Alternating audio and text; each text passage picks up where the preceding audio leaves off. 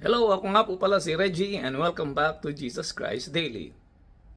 Basahin po natin ang Galatians chapter 5 beginning verse 22. But the Holy Spirit produces this kind of fruit in our lives: love, joy, peace, patience, kindness, goodness, faithfulness, gentleness, and self-control. There is no law against these things. So kung mapapansin po natin, the Holy Spirit produces this fruit. Ibig sabihin, ang mga prutas na ito ay mga kaloob pong mula sa ating pong Diyos. So, without the Holy Spirit, napakahirap po na mag-manifest ng mga virtue na ito sa ating pong buhay.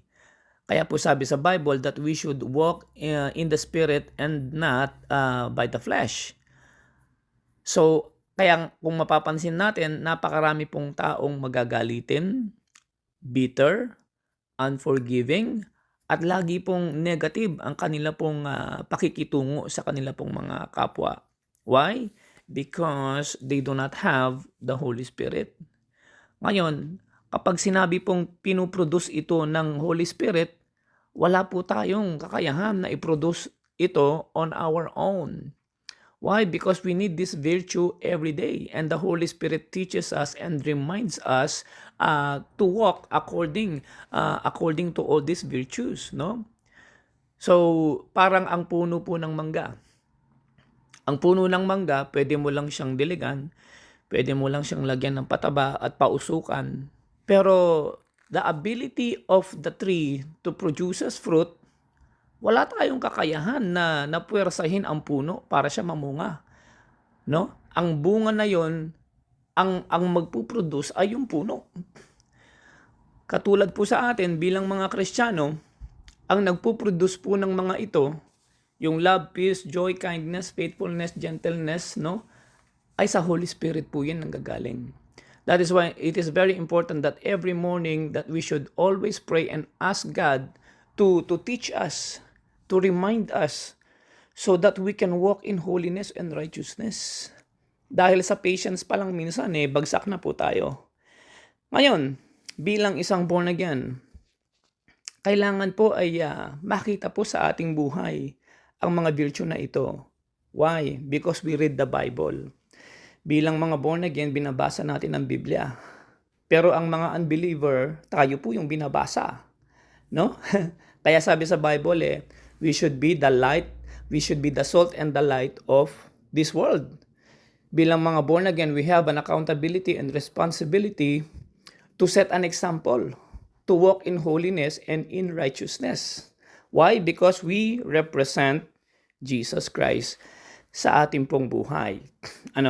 So ano po yung unang bunga? The fruit of the Holy Spirit produces, number 1, love.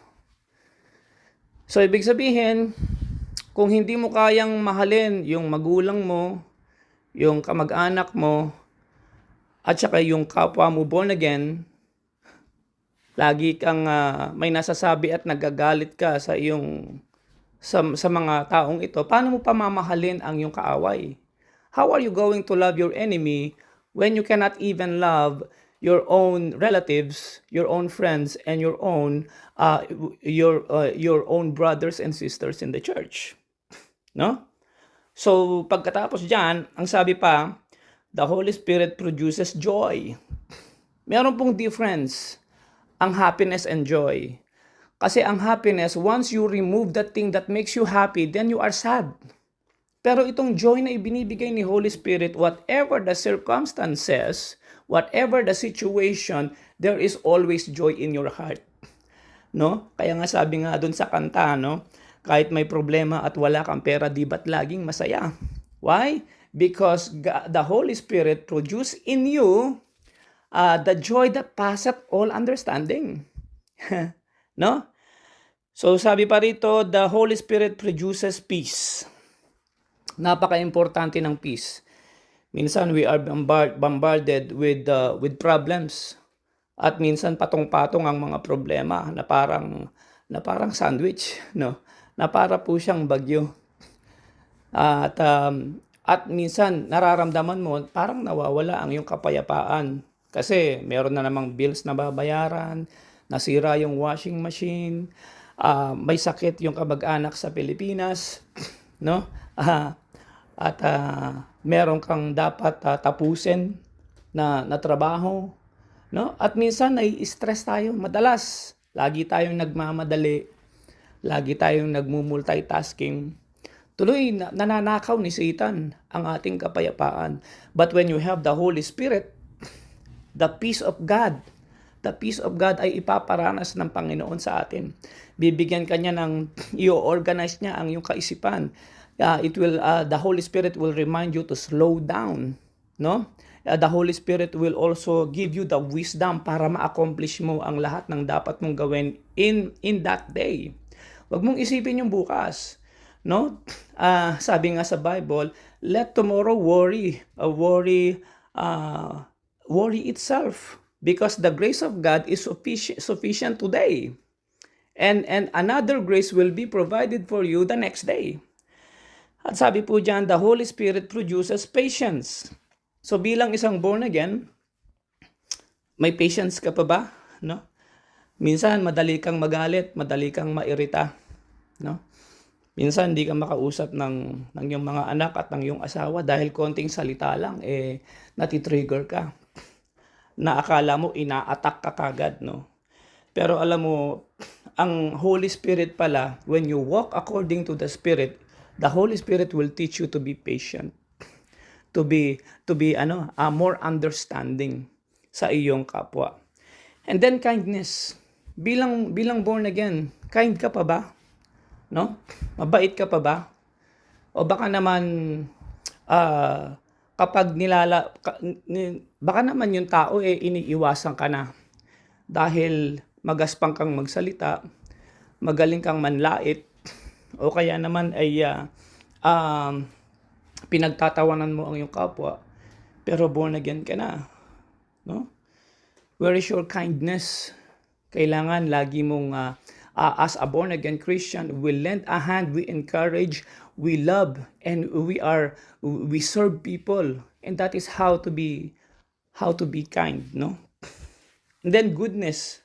The Holy Spirit produces sa atin goodness.